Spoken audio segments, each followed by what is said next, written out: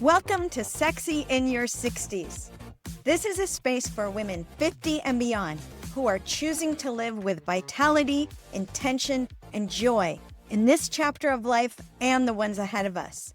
I'm your host, Dvora Citron, registered nurse, National Board Certified Health and Wellbeing Coach, and Plant Strong advocate. On this podcast, we explore what truly helps women thrive in midlife and beyond through evidence-based health insights, real stories, practical strategies, and the deeper sense of meaning that makes life feel rich and connected.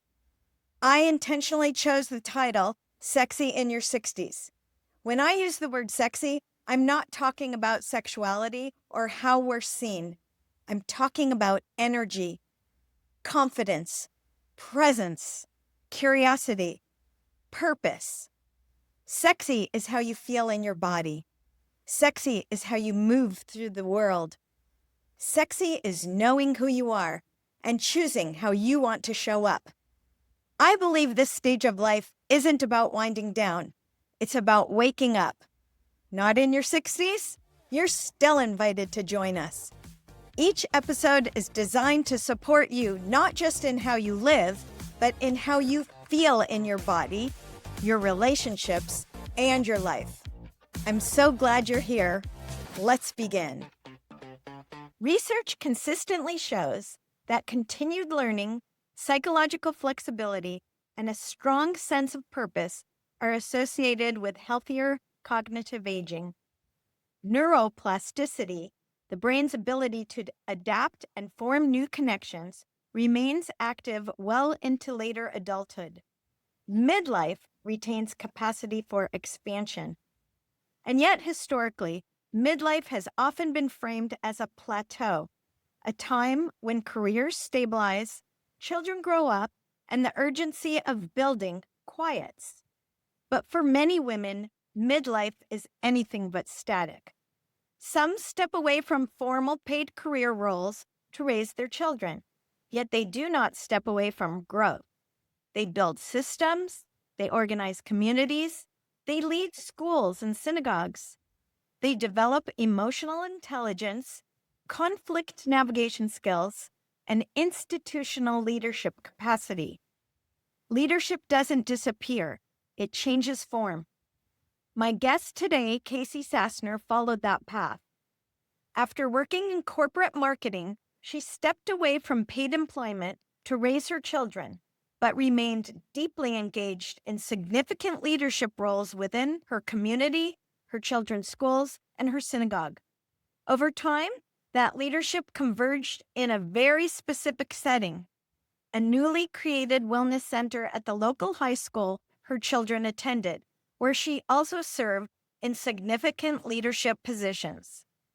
What began as community engagement evolved into direct work with students' emotional and psychological needs. And that work clarified something.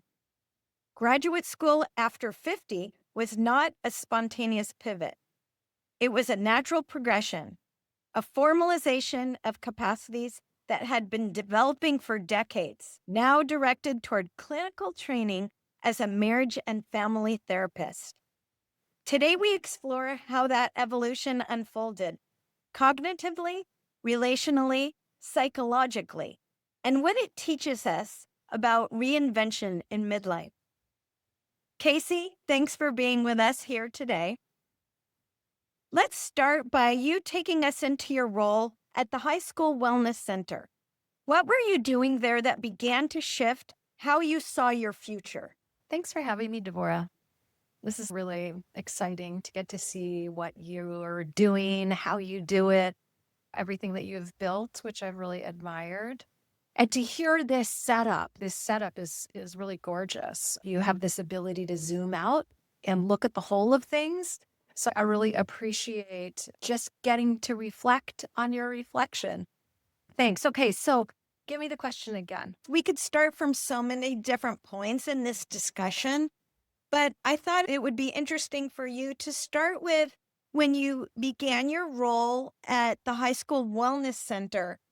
What were you doing there that began to shift how you saw your future? Taking that job, Dvora, after being out of a workplace setting for so many years was really like diving into the deep end of learning in every way. All kinds of systems, including computer systems. I was computer savvy, right? But to come into an institution that has a whole different way of doing things, that was a lot. To be in an office 5 days a week, to be meeting all of these people, to be juggling the demands of all these different constituents. I had kids, I had staff, I had parents, I had the counseling staff.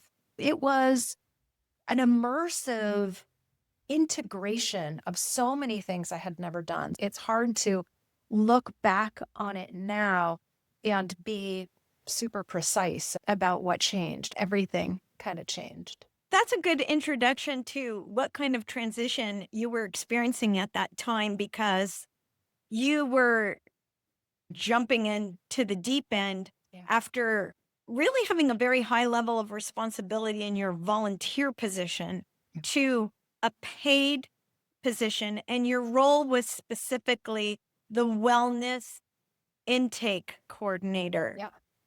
Can you talk a little bit about what your experience was in that role and what started to develop in you where you started to see yourself in that world, but started to see yourself in a different role within that capacity? Right, right. The role, as I read about it, of course, it had a job description. The purpose was to intake kids who might need help seeing basically what we call in my work a higher level of attention, a higher level of care, sending kids in the right places. Of course, that remained probably the most important aspect of the job, but there was this incredible volume of kids who came in who didn't necessarily need or want to see a therapist or counselor. That was the visioning work that I had to do. And I pretty quickly came up with my own view of this intake specialist job, which was that I was the compassionate receiver of no matter who came through the door or what their need was or what was happening for them, that I would meet them with compassion and that would do something, that being met with compassion could do something.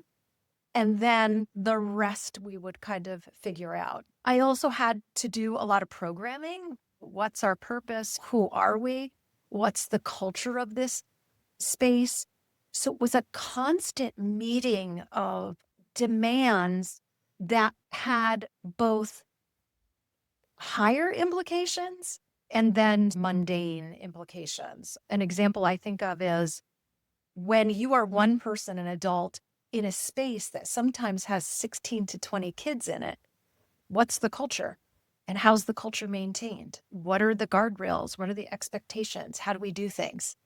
It was an incredibly busy time and what I like, which is a lot of variety. I know personally from working with you during that time, because we were both working at the school, you really did such an unimaginably excellent job at developing the role, at building the wellness center. And you had the challenge of not just being, you were a parent at the high school at the time in a very tight community.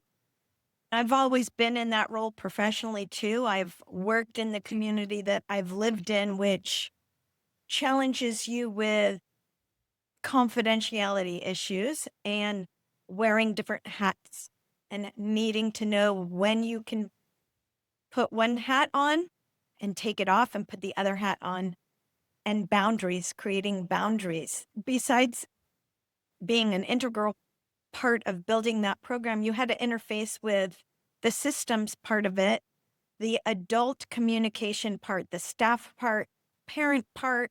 What did you notice happening in yourself when you were needing to develop all these capacities, these very different capacities simultaneously? Yeah.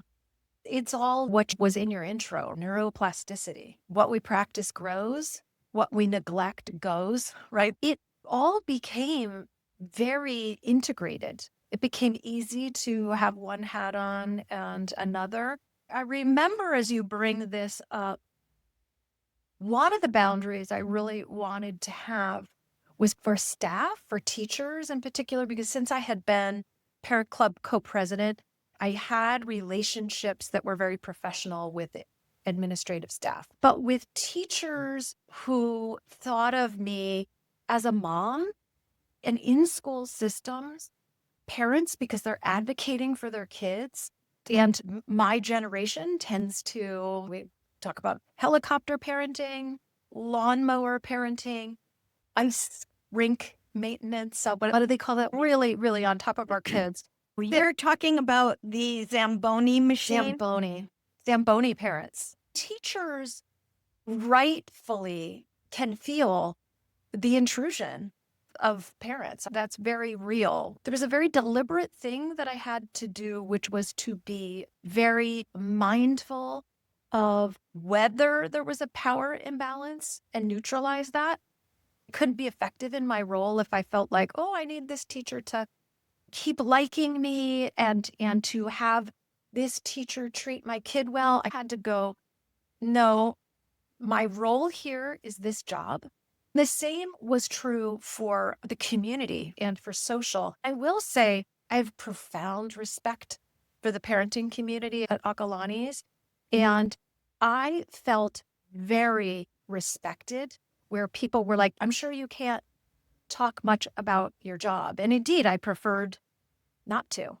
But that felt very honored. It's no longer hard for me to touch back into the tension, which I'm sure existed around some of these things. It sounds like in shifting from unpaid leadership to a professional capacity that you really didn't have a problem with that tension or potential for tension, that you really negotiated and navigated it very gracefully, and that you got support around that, which is fantastic. I did. And I also want to acknowledge, as you always do, Dvora, I had quite a lot of privilege. I had white affluent privilege in terms of the axes of oppression and domination. I'm pretty much the top of it, right? I saw how the respect I'd earned and the labor that I'd done, as well as I think my age, my kids were who they were. I had this gift of being believed that I saw wasn't always true for everyone and for newcomers. So yeah, had a lot of help with that and tried to be really mindful of where I was making assumptions about my power, where I'm going, oh, I should be getting I'm a yes because I'm me. At that time, I think we were also very fortunate and privileged to be immersed in a lot of cultural training that was supporting that way of thinking and way of encouraging us to expand our awareness and what we were considering. Yes, and you and I had the added benefit that those spaces of learning cultural humility for us weren't just work, because we were involved in mindfulness spaces. We were learning meditation, and that was such a fabric of that tradition, being mindful of all things. You and I found we were able to bring that into work at a time when it was really needed and welcomed. So thinking about, as you were having this experience over those few years you were in the wellness center, can you talk about the evolution of when you started to consider seeing yourself in a clinical role? That it's such a great question. And I love reflecting on this because I think so much about interpersonal neurobiology. We are nothing without each other. And that major things can happen for us, major developments, major revelations through the benefit of somebody else. I remember a very specific conversation that I had in year one with one of the clinicians. And I said to them, because kids were suffering with really terrible things. I said, there's such a relief for me that I'm not in the room one-on-one. So I was like, I don't know if I could handle that and being with that much pain and there being an expectation that I help with it. This clinician said to me, you are doing that. You just don't have the four walls. But if you are in relation with these kids cannot see their therapist every time they want to. You're it, and it's not different. That was a vast simplification, but there also was some truth to it. I imagine that then that starts to open things up. Yeah. And it actually changes your identity, the way you think of yourself. And when that happens, you begin to consider all types of options and possibilities for yourself. Yes. Can you go a little bit further in thinking at what point did you decide, okay, I'm actually going to apply for this master's program? Yeah. That's a bit of a vulnerable answer, which I would give to anyone, but I feel it when I have to give this answer. The reality is that during the pandemic, when we all started to work from home and to try to do these jobs that were nearly impossible from home, yet doing our best, making the most of it, it also felt at that time, I'm going to go crazy if I don't have something to really go after, because everything had diminished. We didn't really have our social lives. We were at home so much. And I said to myself, maybe I could go to grad school now. When I began to look into it, of course, I thought the pandemic would be ending. I didn't realize I was going to be signing up for a graduate program that was entirely online, with the exception of, I think I had 5 in-person classes. But I said to myself, this is going to occupy me. I love learning. And I was afraid of learning. During the time that I was working in the wellness center, one of my big hesitations was I believed school's hard for me. I retained, as a person who has ADHD, how difficult it was for me to do things that did not hold my attention, that I didn't have a natural affinity for, that I didn't have a passion around. I thought a counseling psychology degree would include things I wasn't that interested in. Thank God that turned out not to be true, but I had to reconstruct my notion of, am I a learner or am I not a learner? I'm so glad that I did it, but it was an insecurity for sure. Thank you for sharing that. You're still talking about how your identity was evolving. And Yes. when we don't see ourselves, if you didn't see yourself as a learner, it would have decreased your ability to succeed in that program. But you shift your identity to, I'm a learner. Mhm. And then there's so much available to you, right? Yes. There's so much to discover. I loved that too, finding that my peers would come to me and go, Casey, can you help with this? You're done with your paper, right? I also was always a procrastinator. I had to learn because I was working. I worked the whole time I was getting my graduate degree, first at the wellness center and then in a 15-month practicum. So where I was seeing patients while I had to do my work. So I could no longer procrastinate. And procrastination was a superpower for me. Once the urgency kicked in, if something was important to me, that's the 2 things folks with ADHD need: urgency and importance. If it's not there, it's very, very hard to do it. But I learned new habits. I learned new ways of thinking about deadlines. I'm so grateful that I had that challenge. I want to go back to neuroplasticity, Mhm. which you know a lot about. Historically, they thought we were capped in that area. Now we know so much more about it, and we know it really the capacity never stops and can continue not just until later adulthood, but throughout your whole life, right? Yep. And you return to academic learning after age 50, just right after age 50. Yep. You're not theoretically in the 60s yet, but you are in the 50 plus. Yep. You definitely qualify as sexy, but we'll talk about that later.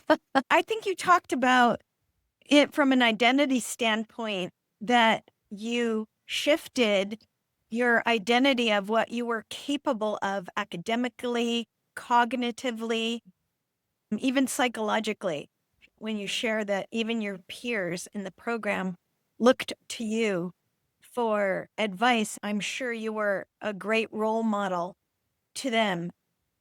But there's no doubt that everything you were juggling was quite challenging and intense.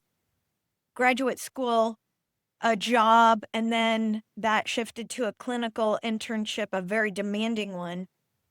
And you have your family, your marriage, your children. Some were still at the high school, one for sure, others developing young adults. Yep. What surprised you most about how you managed that workload, how you juggled all those things? Yeah. Yeah, it was hard. I know one of the things I noticed was that you can't get blood from a stone. Women, men, whoever, we cannot actually do it all and have it all. We have to prioritize. We have to make choices. One of the things that really happened for me was a decline in my social life. I did not have the capacity to both be making new friends in my program and new friends at work.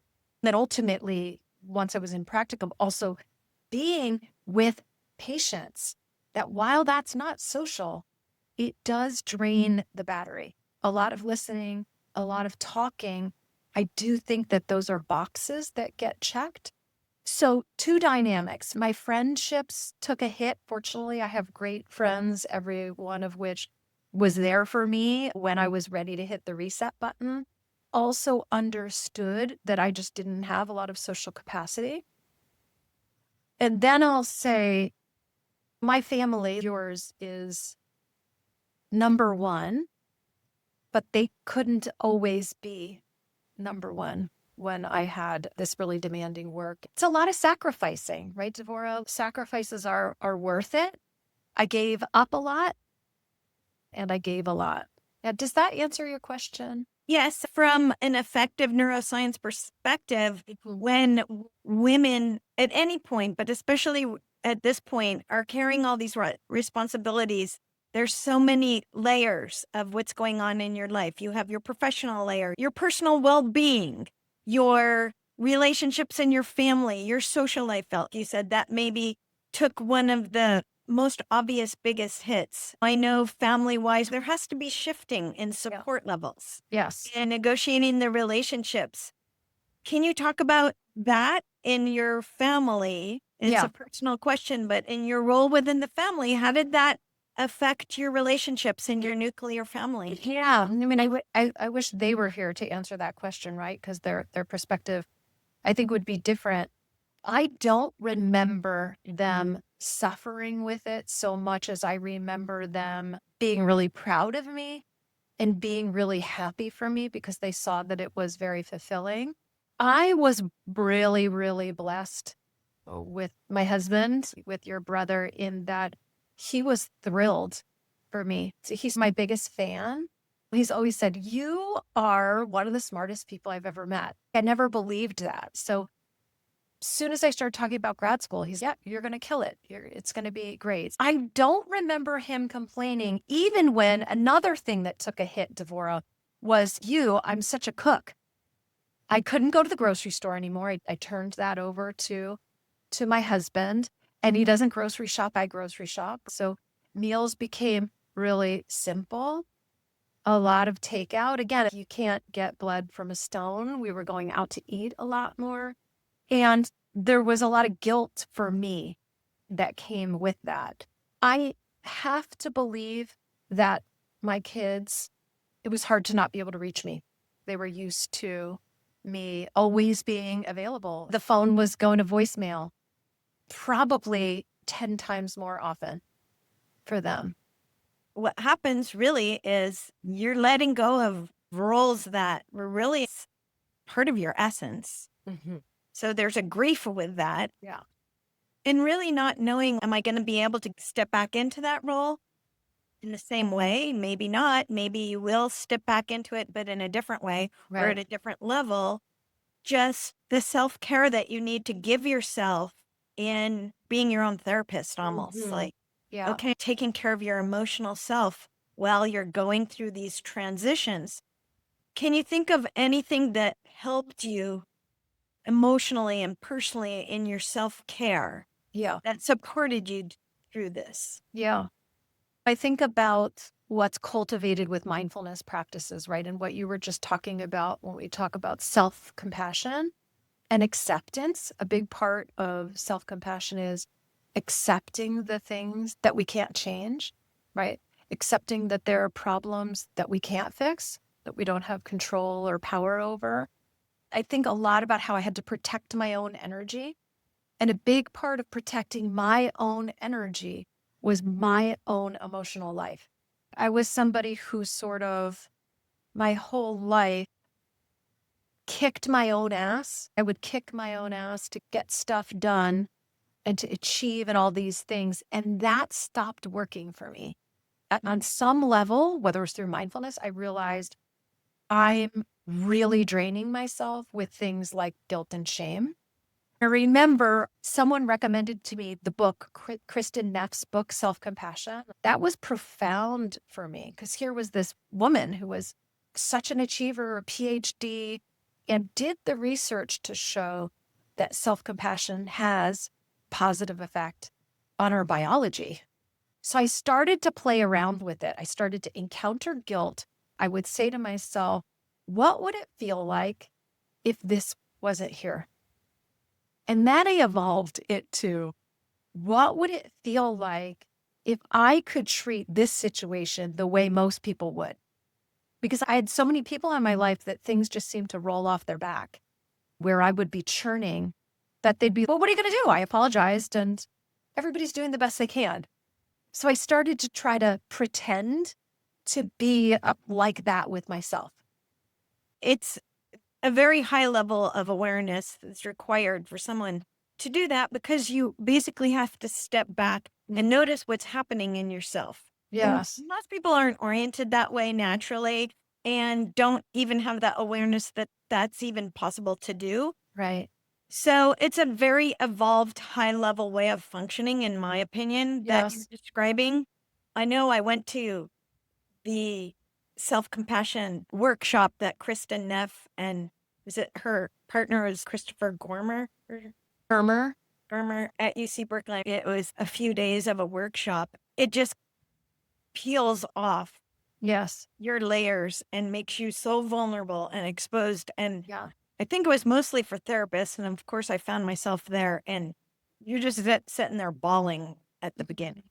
Yeah. It's a very deep type Yeah. of functioning where you are willing to be that vulnerable. It's scary and it's painful. Right.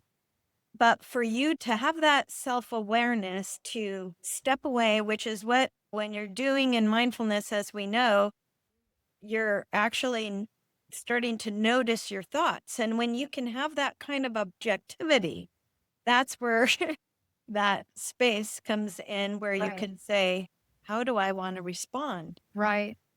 And that you're referring to, that's a lot of cognitive processing. This is why we think about interventions that are top down and bottom up. I described my self-compassion practice in a top down way, working with my thoughts, cognitive reappraisal, habit reversal. But the bottom up is what is this feeling in my body that is an unpleasant sensation? Right. And so the mindfulness practice of attuning to the body. I had this great meditation teacher who was asking how my practice was going. And he goes, what are you doing when you meditate? And so I start to do this very top down, I'm watching for thoughts and then I'm labeling and and he goes, just listen to your body. Just be in your body.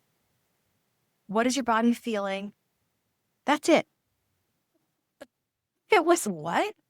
Look, what do you mean? It's my head. I don't know what's happening with my body. But I started to do that. Once you start paying attention to what's in your body, you can feel all kinds of things. Which is the basis of neuroregulation. Mm-hmm. Absolutely. Mm-hmm. Right. I think your story is so powerful on a personal level. It's been wonderful to watch, and I have felt so much pride and happiness for you. If a woman is listening to your story and thinking, could I do something like that? Not that it may be the exact line of work you're in, but could I make a pivot like that in my life? Knowing there's something she always dreamed about doing, but was so busy with other things, family, a career. Do you have any recommendations for how someone can get started? Maybe structural supports, mindset to consider, maybe even put into place before going back to school or changing careers? Mm-hmm. Yeah, I love that question. One of the favorite things about my practice is the group that I work with, the section of my private practice that is women in transition. And they're all anywhere from 55 to 75. And they're confronting these same questions that we're talking about here. The big questions: who am I? What do I want? They have spent so many decades practicing a particular thing, which is this externally oriented caring for others. A lot of the women that I see are like you. They're nurses, they're physiologists, they're physical therapists. So not only having families, but in their professional lives, they're also caring for others. So again, what we practice grows, what we neglect goes. There's this pruning of the ability to listen to one's own needs. That's where I like to start. I like to start with, can you have a need? Can you begin to inventory your needs?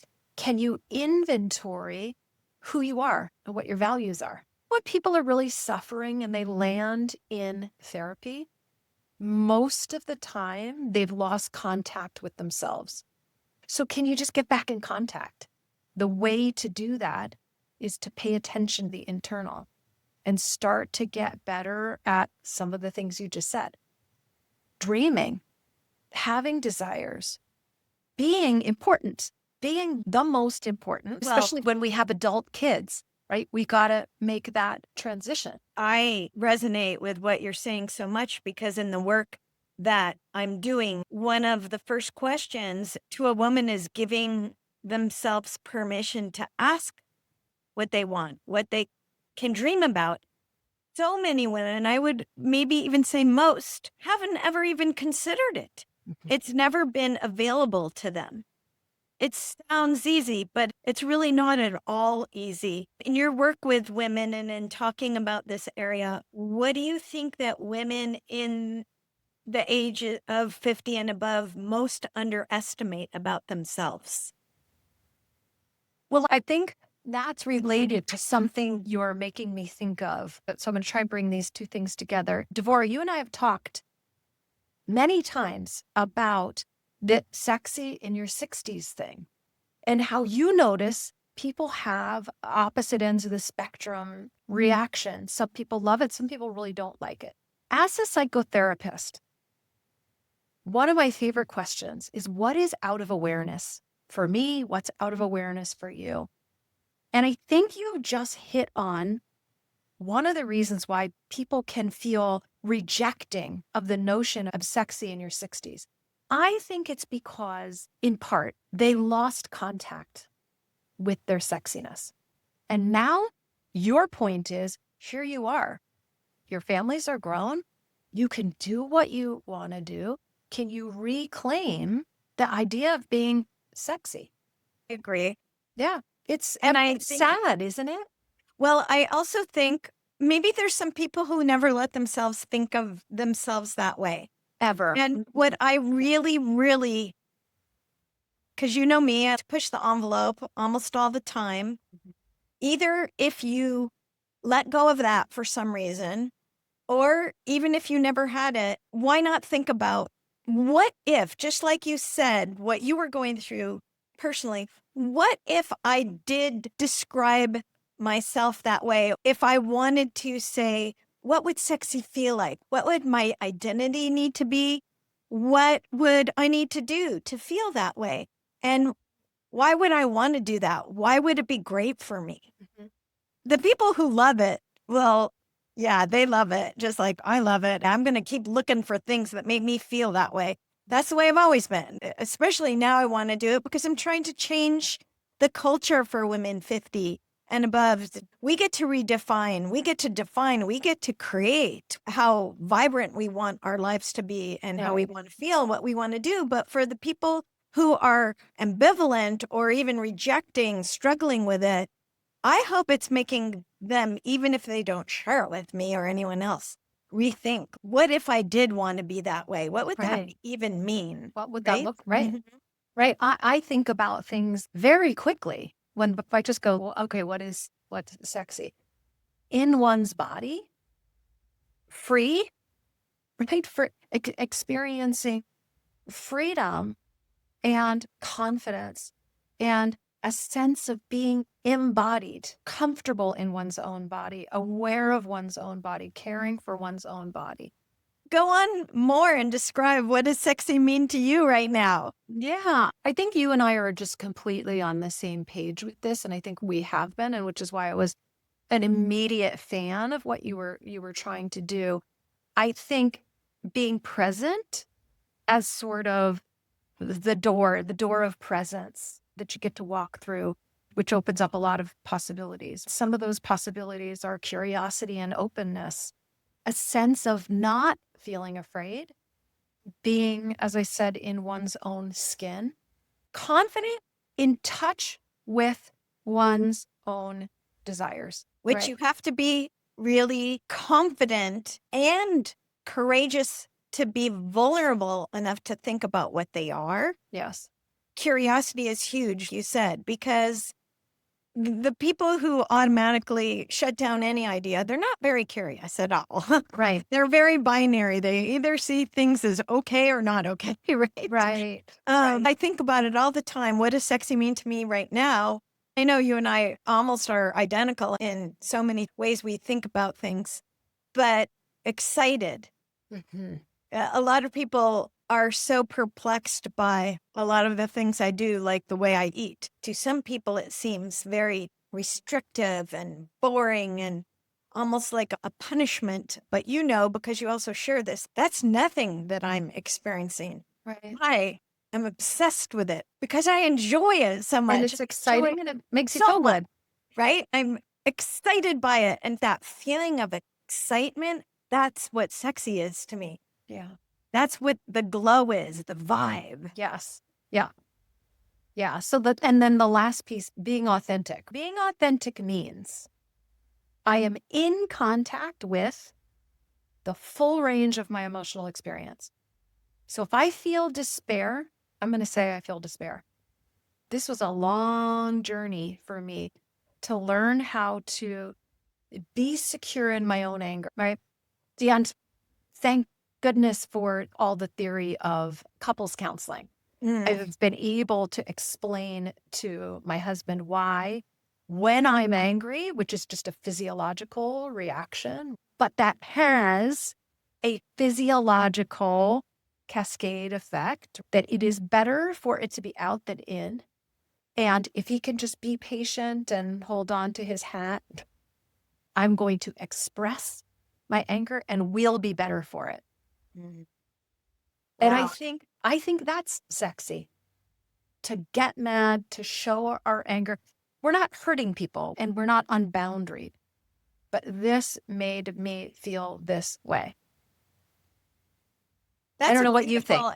That is a beautiful response. I'm going to talk to you a lot more about that and think a lot about that. That's an expanded part of the concept for me. So thank you. Mhm. Thank you for adding that. Well, And thanks thank for you letting for me being here today, think of it. Casey. Earlier, we talked about midlife, not as a plateau, but as a recalibration. Casey's story shows what recalibration can look like when experience meets intention. Going back to school after 50, wasn't impulsive. It wasn't easy. It was integrated. It required cognitive stretch, family role shifts, nervous system awareness, and the willingness to formalize what had quietly been developing for decades. Her path reminds us that stepping away from formal paid roles does not mean stepping away from growth. Skills accumulate, perspective deepens, and leadership matures. The science supports what her life demonstrates: continued learning, meaningful engagement, and psychological flexibility are protective in how we age. And recalibration doesn't have to mean going to graduate school. It can mean clarifying your next chapter, strengthening your vitality, aligning your daily practices with who you are now. That's the work of midlife. That's being sexy. And it's the work I care deeply about supporting women through. Casey, thank you so much for joining us today. Dvora, thank you. I loved it. Before we wrap up, I want to let you know about a free workshop I'm offering called the 5-Minute Reality Check for women 50 and above. It's a simple but eye-opening way to look at a few of the habits that matter most for healthy aging. Things like strength, fiber, sleep, and alcohol. And to notice where you may be doing well and where there may be room to support yourself more intentionally. If that sounds helpful, I'd love to have you join me on Sunday, March 22nd. You'll find a link at slant2plants.com/realitycheck and in the show notes. Thank you so much for spending this time with us. If today's conversation resonated with you, I invite you to take the next gentle step by downloading the Sexy in Your 60s Starter Guide, a free resource designed to help you reflect on what supports your energy, vitality, and sense of connection in this season of life. You'll find it linked in the show notes or at slant2plants.com/starter-guide. You can also explore more of my work, including health coaching, plant-forward nutrition, and resources for vibrant living at slant2plants.com. And for the ultimate transformation, join the Sexy in Your 60s coaching experience at sexyinyour60s.com. If this episode spoke to you, please consider following the podcast, leaving a review, or sharing it with someone who might need it right now. That's how these conversations continue to grow. Until next time, take care of yourself, stay curious, and stay boldly, beautifully sexy, exactly as you are.